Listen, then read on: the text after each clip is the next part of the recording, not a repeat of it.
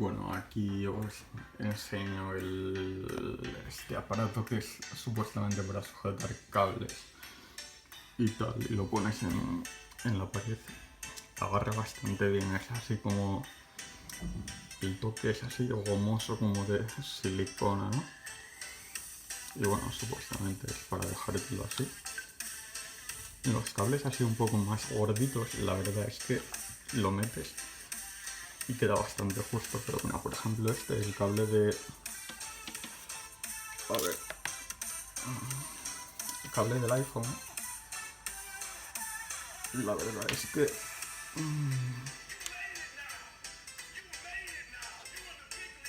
entra bien, ¿no? Pero la verdad es que si lo estás usando... La verdad que si lo estás usando... bueno, a ver, esto lo pondrías más decente y tal, ¿no? O sea, lo estoy poniendo ahora de muestra porque lo quité todo.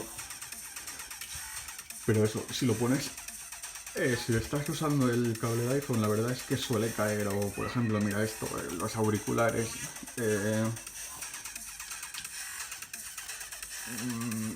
son finillos, ¿no? Entonces... A ver, sirven... Sí, para sujetarlos aquí y tenerlos ahí.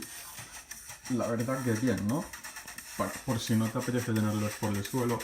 O por ejemplo esto, el cargador, coges, haces tras y te queda aquí. O este haces tras y te queda, lo dejas por aquí colgando, ¿no?